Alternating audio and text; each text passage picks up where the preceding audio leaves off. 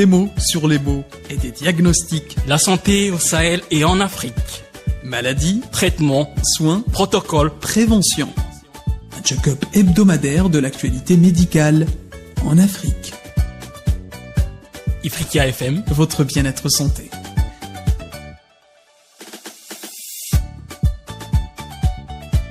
Vous écoutez Santé Mag Afrique, à vous qui vous intéressez à la santé. Notre émission d'aujourd'hui est très spéciale et consacrée à un sujet qui suscite de plus en plus d'inquiétudes. La résurgence des virus en Afrique. Ces derniers temps, plusieurs maladies comme le virus de Marbourg, le Mpox ou la variole du singe, la diphtérie et même le paludisme qui n'a jamais réellement disparu refont surface avec une intensité alarmante. Alors que les efforts pour lutter contre ces épidémies se multiplient, de nombreux défis persistent, notamment en matière de prévention, de soins médicaux et de sensibilisation des populations. Donc ensemble, nous explorons les causes de cette recrudescence, les réponses sanitaires mises en place et l'impact de ces maladies sur les populations locales. Restez avec nous pour une analyse approfondie de cette situation préoccupante. Et pour y faire, j'ai le plaisir d'avoir à mes côtés le docteur Idel Betam, spécialiste en maladies transmissibles et pathologies tropicales. Monsieur Betam, bonjour. Merci d'accepter notre invitation. Bonjour. Alors, Monsieur Betam, comme je viens de le dire dans mon introduction, cette année, donc l'Afrique connaît une résurgence de plusieurs maladies infectieuses, notamment le virus Marbourg, la diphtérie, le paludisme, Mpox, représentant des défis sanitaires majeurs. Donc, d'abord, docteur, parlez-nous du virus du Marbourg, qui reste méconnu pour une grande majorité. Donc, un virus qui apparemment est mortel. D'ailleurs, le Rwanda enregistre un 8e mort. Mais d'abord, Monsieur Betam, le Marbourg, c'est quoi au juste? Merci. Il faut savoir que Marbourg, le terme déjà Marbourg vient d'une ville allemande. Donc c'est un des chercheurs allemands qui a été contaminé lors d'une expérimentation au niveau du laboratoire. Donc c'est pour ça qu'on l'a donné ce nom. Le nom vient de là, oui. Voilà, mais bien sûr l'origine c'est africain. En ce moment, effectivement, il y a une épidémie à Rwanda donc qui s'est déclenchée. Et c'est vrai, il y a beaucoup de cas, mais heureusement qu'il n'y a pas une dispersion au niveau d'autres pays. Donc ça a été pris en charge immédiatement par les autorités. Donc ce qui fait que, bien sûr, après les mortalités, ça va augmenter. On va d'abord définir c'est quoi. C'est un virus c'est un virus ARN, donc il se multiplie rapidement, donc il se réplique rapidement, donc c'est une réplication virale très très rapide. Ça ressemble un peu même avec le Covid, hein. C'est un virus ARN comme la grippe, comme le virus VIH, comme l'hépatite C. Donc ça c'est des virus ARN. Ils ont aussi la capacité de s'adapter. Donc cette capacité d'adaptation fait qu'il peut y avoir des espèces ou c'est des variants, ce qu'on peut dire. Voilà, c'est des variants virales.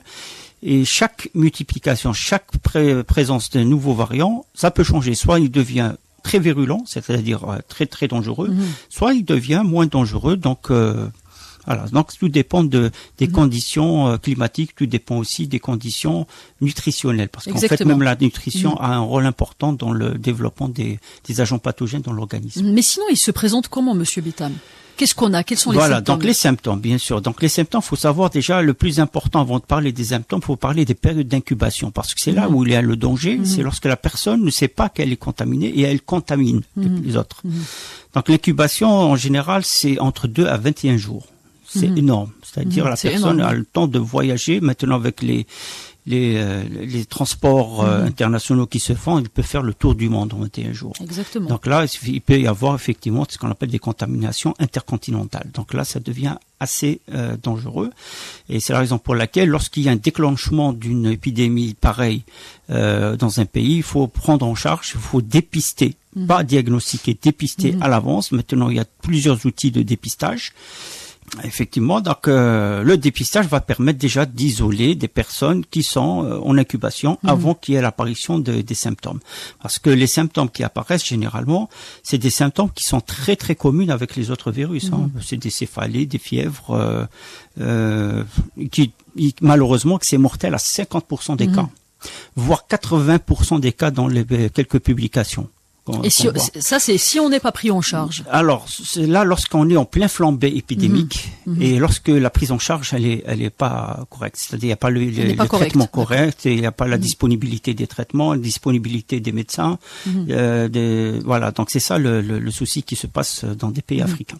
Et si on revient un petit peu sur la situation au Rwanda, donc comment le pays, Monsieur Betem, comment le pays fait face à ce virus, là, je le dis encore une fois, qui reste méconnu pour la plupart, étant donné que ce pays, le Rwanda, est connu pour son système de santé en développement rapide. Oui.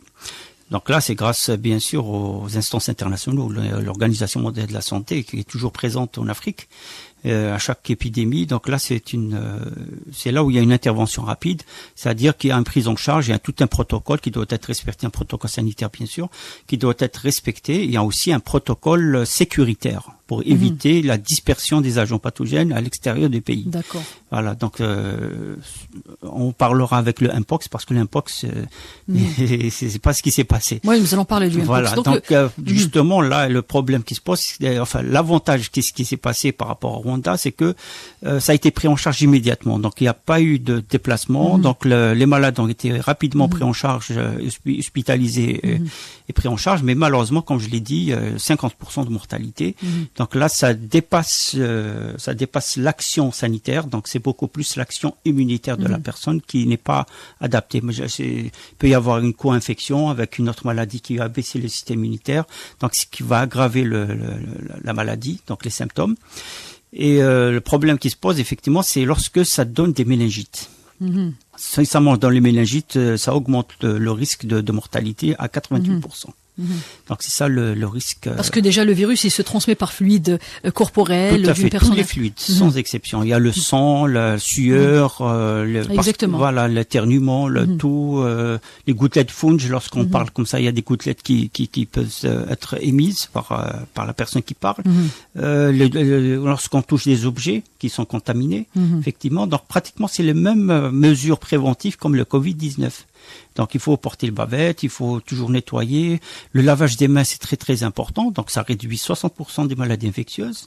Donc vous voyez, c'est presque la même chose, le même type de prévention à mettre en place. Et est-ce qu'on s'attend à une montée dans le nombre de cas selon vous, Monsieur Betem? Est-ce qu'on s'attend à une augmentation vu la facilité de transmission? Aucune idée, personne ne peut vous le dire parce que, comme je l'ai dit, tout dépend du système immunitaire des personnes infectées. D'accord. Faut savoir que le problème qui se pose, c'est les enfants. Les enfants, ils ont un système assez bas, surtout à partir de 6 ans. Donc ils vont perdre l'immunité de leur maman. Et là, ils sont effectivement très très fragiles. Et c'est les plus sensibles et les plus susceptibles d'avoir des cas de mortalité. Et maintenant, si l'on parle du traitement, à partir du moment où on a chopé le Marburg, comment traiter? Alors le traitement, c'est tous les virus, il n'y a pas de traitement viral. C'est beaucoup plus préventif. Le traitement on donne généralement pour le Marburg, il faut isoler la personne pour éviter les contaminations. Après, bien sûr, il y a une guérison automatique, donc on a 50% de cas qui guérissent sans traitement ni rien du tout. D'accord. Voilà, mais après les 50% qui restent, bien sûr, il y a des antibiotiques pour éviter les surinfections. Il y a voilà, pour éviter les céphalées, c'est-à-dire tout ce qui est symptomatique, on le traite. Après, bien sûr... c'est selon les symptômes. Selon les symptômes, voilà. Exactement. Mais après, il n'y a pas de traitement, les virus n'ont pas, il n'y a pas de... C'est les vaccins, généralement. À part le vaccin. Mais le problème, c'est qu'il n'y a pas de vaccin. Il y a ce qu'on appelle, pour l'instant, c'est à laisser, c'est pas encore sorti. C'est la thérapie immunitaire. C'est-à-dire, il faut récupérer les anticorps des malades et les traiter, les redonner aux autres.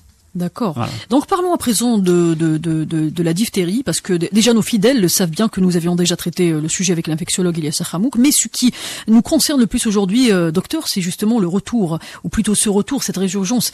Et qu'est-ce qui anime, qu'est-ce qui renforce cette apparition? Vous qui êtes spécialiste en maladies transmissibles et pathologies tropicales, Monsieur Betem, est-ce le climat, l'atmosphère, le manque de moyens, la baisse des taux de vaccination, est-ce la faiblesse des systèmes de santé ou est-ce autre chose? Exactement. Bon, la diphtérie, c'est autre chose. La diphtérie, c'est une infection interhumaine, essentiellement interhumaine. Oui. C'est une bactérie qui a qui se loge au niveau des amygdales et qui peuvent descendre vers le système respiratoire et ça donne des déficits respiratoires, des difficultés respiratoires. Ça va donner même le fait de respirer avec un sifflement. Donc c'est un signe qu'il faut consulter le médecin le plus tôt possible pour qu'il puisse au moins éviter la complication. Donc c'est une maladie respiratoire. Donc comme toute maladie respiratoire, la contamination se fait la même chose comme le Covid-19 aussi, hein, la même chose. Donc il faut éviter de toucher, il faut toujours se laver les mains, mettre les bavettes pour les gens. Mesures préventives. Les mesures préventives. Alors lorsqu'on parle des symptômes, comme je l'ai dit effectivement, les symptômes qui apparaissent, les premiers bien sûr c'est des fièvres, des céphalées, des déficits respiratoires, des angines, des enflements au niveau de la gorge. Mais après le problème c'est que lorsque c'est pas pris en charge correctement, ça va aller vers le cœur. Donc c'est le deuxième organe qui sera touché malheureusement. Et là ça peut devenir mortel ? Non, c'est mortel. Malheureusement, c'est mortel. Donc, ça donne le cœur. Après le cœur, c'est le système nerveux central. Donc, ça va donner des méningites. Et là, ça va. C'est là où c'est mortel. C'est pour ça qu'il faut vraiment traiter, qu'il faut faire attention, qu'il faut se. Oui, mais le problème qui se pose ici, c'est effectivement l'incubation. Voilà. Exactement. L'incubation, elle est très rapide. Vous aviez dit, voilà. Celle-là, elle est très rapide. Elle est très rapide et donc 2-3 jours. Et ça touche beaucoup plus les enfants, c'est les bébés de 2 mois jusqu'à 6 ans. Et les enfants à 6 ans. Donc c'est les plus sensibles. Donc il faut les traiter comme il se doit. Donc je lance un appel pour les parents, surtout ceux qui sont au sud. Donc dès que vous voyez effectivement votre bébé ou votre enfant qui commence à avoir des difficultés respiratoires et qui fait des sifflements au niveau lorsqu'il respire, etc., il faut consulter le pédiatre le plus tôt possible. Même les généralistes, bien sûr, ils sont aptes à traiter les malades. Et pour éviter les complications, parce que c'est très très rapide. Au bout du 3e jour, donc ça commence à avoir des déficits respiratoires. 5e, 6e jour, c'est les complications, donc c'est les urgences. Et malheureusement, le 9e, 10e jour, c'est la mortalité. Je rappelle donc, que le sud algérien connaît une montée ou bien un retour de la diphtérie et du paludisme. Et je rappelle aussi que voilà, nos auditeurs sont probablement en train de s'interroger. Est-ce que la situation actuelle, Monsieur Betham, prévoit ou est-ce qu'on s'attend à moins ou à plus de virus, selon la situation qui se présente actuellement? Oui, on l'a dit depuis plus de 20 ans. On l'a dit qu'il y a un changement climatique, la ligne de cancer qui est montée de 40 km. Donc on a 40 km du territoire algérien qui sont concernés par la zone tropicale. Et donc tous les virus, tous les insectes, tous les animaux qui ont l'habitude de vivre dans la zone tropicale, donc peuvent vivre à l'aise avec toutes les conditions nécessaires au niveau de cette zone. Donc c'est des zones à surveiller. Donc d'où je lance un appel urgent de créer un observatoire au niveau du sud du pays. C'est plus que urgent. On l'a demandé depuis plus de 25 ans. Je ne sais pas où ça en est le projet, donc apparemment il va être redynamisé, mais il faut le faire. C'est un observatoire qui existait les années 30 et 40. Donc il faut le redynamiser, il faut qu'il soit opérationnel. On a les spécialistes, on a les personnes qui sont capables de travailler au sud. Donc il faut leur donner la chance de contribuer pour notre pays. D'accord, donc je rappelle nos auditeurs que bien que la diphtérie soit une maladie évitable par la vaccination, elle refait surface dans plusieurs pays d'Afrique, dont le sud, par exemple le sud de l'Algérie qui connaît cette résurgence. Donc le paludisme maintenant, on l'a aussi traité dans notre émission. Donc un retour par rapport à cette résurgence, Monsieur Betham, toujours déjà, est-ce qu'il y a une relation comme ça entre l'apparition de ces virus presque tous à la fois? En réalité, non, parce que il y a le facteur climatique, je suis d'accord, parce qu'il y a des pluies et ça favorise bien sûr l'émergence des moustiques, surtout les Anopheles au niveau du sud. Et il y a aussi le facteur bien sûr migratoire. Faut le dire. Attention, je lance une information très importante. Faut la prendre en considération. 100% des cas de paludisme, c'est des cas d'importation. Aucun cas algérien contaminé. D'accord. Il faut le lancer, il faut le dire, parce qu'il y a beaucoup de médias, il y a beaucoup de fausses informations qui circulent. Pourquoi je dis ça? Tout simplement parce qu'il y a des équipes qui travaillent acharnement chaque année depuis plus de 15 ans. Donc, il y a ce qu'on appelle un comité de suivi de lutte contre le paludisme, donc qui est dirigé par la direction de la prévention au niveau du ministère de la Santé. Et là, effectivement, il y a des équipes qui se déplacent au sud et qui font la cartographie des gîtes larvaires, etc. Donc, il y a un traitement qui se fait à chaque fois qu'il y a une émergence importante, etc. Alors, pourquoi je dis ça? Parce que c'est une maladie à transmission vectorielle. Et lorsqu'il y a une baisse de densité de population, comme ils sont en train de le faire, ils le faisaient depuis des années, donc il y a plus de risque de nouveaux cas au niveau du pays. Le nombre de cas, tous les cas qui sont hospitalisés, c'est des Africains qui ont migré, donc migratoire clandestine, malheureusement. Donc, à titre humanitaire, l'Algérie doit les prendre en charge. Donc, ils sont hospitalisés et ils sont traités. Donc, la première des choses à faire, donc il y a des traitements, la mifloquine, il y a la chloroquine, il y a le doxycycline. Donc, on donne des traitements qui sont très efficaces. Ça, c'est pour tuer le parasite dans le sang. Donc, même s'il y a un risque que le moustique va prendre le repas sur le malade, il va pas prendre des formes parasitaires et le transmettre ailleurs. Donc ça, c'est la première. Et en parallèle, il y a une lutte antivectorielle, c'est-à-dire maintenant, ils ont renforcé aussi la lutte antivectorielle, c'est-à-dire avec les insecticides. Et l'insecticide qu'ils utilisent actuellement, c'est un insecticide à effet rémanent. C'est-à-dire qu'il y a une efficacité d'action plus de 6 mois. Ça, c'est extraordinaire. C'est-à-dire, à chaque fois qu'il essaye le moustique de s'émerger, il se retrouve en face de cet insecticide. Donc, ils arrêtent la multiplication, ils arrêtent donc l'émergence de ces vecteurs. Et si l'on parle brièvement, pour ceux qui ne connaissent pas, c'est quoi le paludisme, alors comment il se présente? Très bien, donc c'est un parasite, effectivement, qui est transmis par le moustique femelle, ce qu'on appelle l'Anopheles femelle. C'est vrai, comme je l'ai dit, on a une remontée de la zone, ce qu'on appelle la ligne de cancer qui sépare la zone donc tropicale avec la zone tempérée, où c'est la zone de l'Algérie, par exemple. Exactement. Et le problème qui se pose, c'est qu'il peut y avoir la remontée des anophèles compétentes qui existent au niveau des zones tropicales. Elle peut monter vers la zone, bien sûr, algérienne, donc nord-africaine. Et malheureusement, effectivement, ça peut faire des dégâts. Mais pour l'instant, on l'a pas trouvé. Donc, on l'a trouvé au niveau des frontières maliennes. Donc, c'est à Tinzaouatine. On a trouvé effectivement quelques larves de cette espèce de moustique très compétente. C'est une compétence vectorielle importante. Mais comme je l'ai dit, lorsqu'on n'a pas une densité de population importante, il n'y a pas un risque infectieux. Donc, tant qu'on réussit à baisser l'intensité, le nombre important de moustiques, donc il y a beaucoup de risques de ne pas y avoir une épidémie ou une infection. Oui. Voilà. Après le parasite, donc lorsqu'on parle du parasite, la femelle, qu'est-ce qu'elle va faire? Elle va prendre les formes adultes. Donc ce qu'on appelle les formes sexuées qui sont au niveau de nos sang circulant. Donc en prenant ces formes adultes, elle va les transformer. Donc il y aura un accouplement qui va se faire au niveau des glandes salivaires, au niveau de l'intestin. Ensuite, il va y avoir une production des sporozoïdes. Donc ce qu'on appelle des spores, c'est des bébés, si on peut dire, de larves qui se mettent au niveau de l'intestin de l'insecte. D'accord. Voilà. Alors maintenant, un retour aussi sur le Mpox. C'est aussi un sujet que nous avions déjà traité dans notre émission. Donc, c'est un virus que nous avions déjà traité. Quelle est votre analyse sur ce retour en force, notamment en RDC? Déjà, le pays compte dernièrement 7800 cas. Pourquoi et comment? Oui, pour le Mpox, effectivement... c'est une maladie ancienne. Elle a apparu la première fois en 1958. On parle de résurgence. Au Danemark. Après, bien sûr, le premier cas, c'est les années 70. C'est un enfant de 11 ans. Après, ça a commencé à émerger. Oui, en réalité, on ne sait pas réellement quand est-ce que ça a apparu parce qu'il n'y avait pas les outils nécessaires pour le dépister, pour le diagnostiquer. Maintenant, depuis les années 80-90, avec la création de la PCR, avec le développement des technologies, etc., on commence à diagnostiquer. C'est là où il y a l'augmentation du nombre de cas importants. Bien sûr, malheureusement, c'est une maladie mortelle. C'est une maladie mortelle et ça fait des dégâts importants.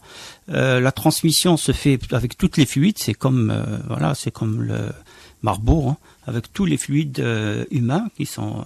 Et il faut savoir que c'est une maladie c'est un virus à ADN celui-là. Donc virus à ADN, il est plus stable. Mais on a remarqué ces derniers temps qu'il y a des changements génétiques de ce virus. Ce changement est dû effectivement à un changement climatique d'un côté, et à un changement de comportement des personnes. Je m'explique. Les grandes épidémies qui se sont apparues, c'est en 2022. C'est là où il y a eu le pic. D'ailleurs, l'Europe elle a été gravement touchée, donc il y a eu beaucoup de cas en Europe. Mais il n'y a pas eu de cas en Europe, il y a beaucoup de cas de décès. Il n'y avait pas eu de cas de décès en Europe, il y a beaucoup de cas de décès en Afrique. En Afrique. Et pourquoi? Donc on revient là sur la prise en charge. Déjà, avant de parler de prise en charge, il faut parler de mode de transmission. Le mode de transmission de 2022, c'est essentiellement des homosexuels. D'accord. Lorsque un homme est hospitalisé, automatiquement on cherche le deuxième, celui qui a fait une relation, et automatiquement on le retrouve positif. Exactement. Ainsi de suite, c'est comme ça que ça se propage. Et en 2023, il y a un changement génétique de virus, donc il y a un deuxième variant. Le deuxième variant 2023, ça a donné un variant qui est plus rapide. C'est-à-dire la multiplication, la réplication virale, elle est plus rapide. Donc, ce qui fait que la contamination aussi, elle est d'une manière exponentielle. Et 2023, il y a eu le MB. Le MB, c'est quoi? C'est un variant qui a une particularité, c'est que il a changé le mode de contamination. Avant, on l'a dit, c'est homosexuel. Maintenant, c'est hétérosexuel. Ça, c'est important. C'est-à-dire, il va augmenter le risque infectieux de contamination et environnemental. Donc, ça devient comme la Covid-19. Donc, maintenant, la transmission, elle devient de plus en plus facile. Ça y est, maintenant, la personne peut toucher un objet infecté, donc et c'est comme ça qu'il se contamine. Et donc, le mode de contamination a complètement changé. C'est pour ça qu'il y a eu cette explosion de nombre de cas. Donc, c'est le changement de génome, donc au niveau génétique du virus, mode de transmission, qui a fait exactement. que ce virus s'est adapté d'une autre manière et qui est devenu environnemental. C'est plus interhumain. Et si l'on parle, Monsieur Bétham, surtout des symptômes qui se présentent, parce que les gens surtout redoutent ces boutons-là qui apparaissent sur c'est vraiment désagréable, ça fait un petit peu peur. Ouais. Donc, à part ça, qu'est-ce qu'on a comme Il faut symptômes? faire très attention en Algérie parce que je reçois beaucoup de photos, je reçois beaucoup d'appels, etc. Voilà, mon fils, il a des boutons, etc. Et c'est vrai, c'est des boutons qui ressemblent un peu à ça, mais c'est de la rougeole. Attention, c'est de la rougeole, mais tout simplement parce qu'ils n'ont pas été vaccinés. Est-ce que ça se ressemble entre... Ça se ressemble effectivement parce qu'en fait c'est des papules qui ressemblent un peu, oui. Mais la différence. Donc c'est pas vraiment ce qu'on voit dans les photos, parce que dans les photos on voit des boutons comme ça. Tout à fait. Il y a du pus qui apparaissent, etc. Là oui, là c'est des complications.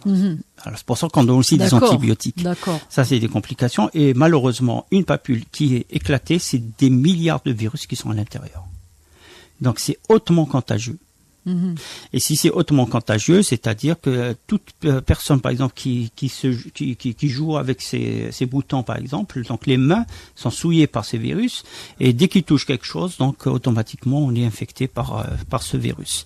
Donc en parlant des symptômes, effectivement, ça commence comme tous les virus avec des céphalées, des maux de tête, des vomissements, bien sûr, des douleurs abdominaux.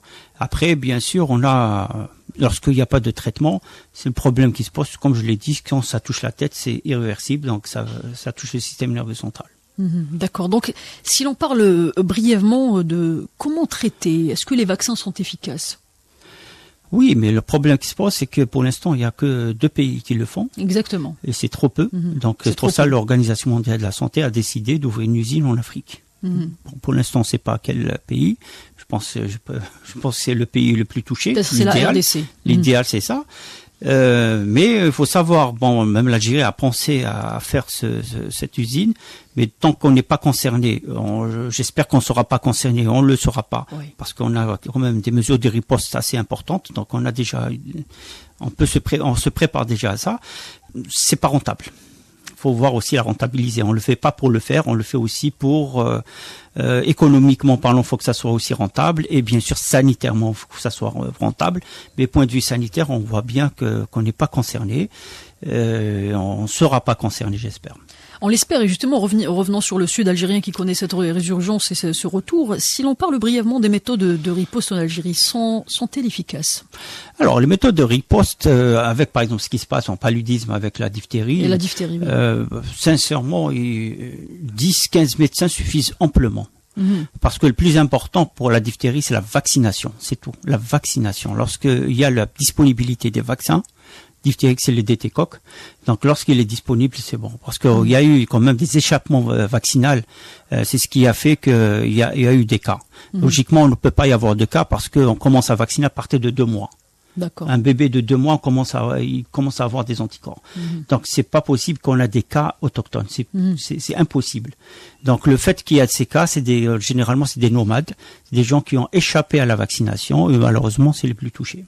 D'accord, Monsieur Bétham, merci beaucoup pour ces réponses. Et pour finir, si vous pouvez nous donner des instructions à suivre, peut-être qu'est-ce que nous devons savoir généralement pour rester en sécurité par rapport à toute cette résurgence? Très bien. Là, on parle pas que du Sud, on parle de toute l'Algérie, tout le territoire. De l'Afrique, voilà. Là, carrément. De l'Afrique, oui, tout à fait. Donc, il faut pas se laisser faire, faut pas se laisser aller. Le laisser aller, c'est lui qui fait effectivement les catastrophes épidémiques.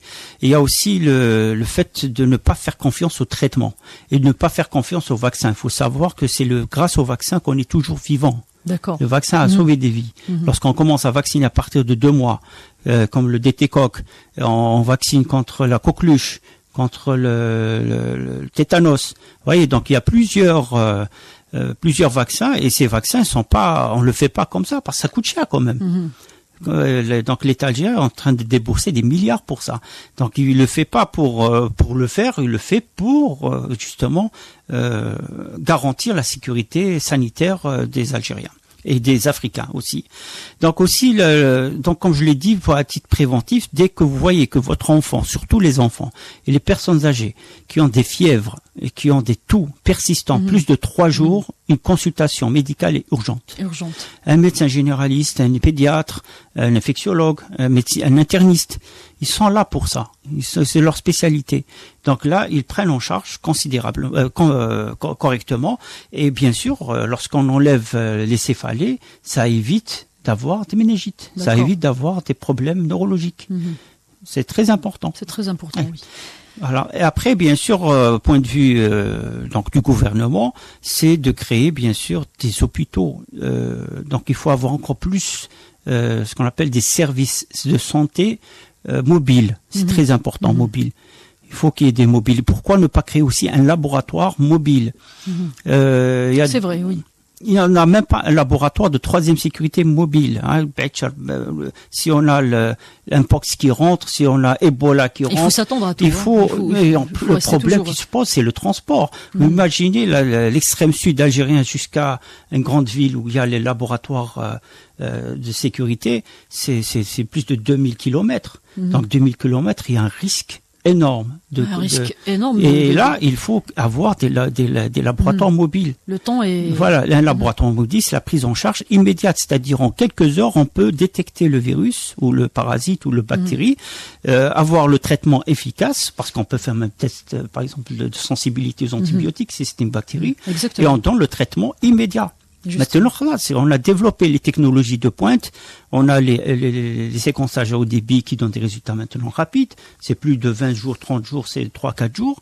On a des séquenceurs, des mini-séquenceurs qu'on peut utiliser sur place. C'est ça, la technologie, c'est une très très bonne chose. Ça permet de faire un diagnostic rapide et traiter le malade le plus tôt possible. On l'espère vraiment. Il faut rester éveillé, il faut rester vigilant, il faut faire attention. Merci Monsieur Edel Betam. Je rappelle que vous êtes spécialiste des maladies transmissibles, les pathologies tropicales. Ces virus représentent certes une menace sérieuse, mais avec une réponse coordonnée et des mesures préventives rigoureuses, il est possible de contenir ces épidémies. Nous vous tiendrons informés des dernières évolutions. Restez vigilants, suivez les recommandations des autorités et surtout prenez soin de vous et de vos proches. Merci de nous avoir suivis. À très bientôt pour une nouvelle édition.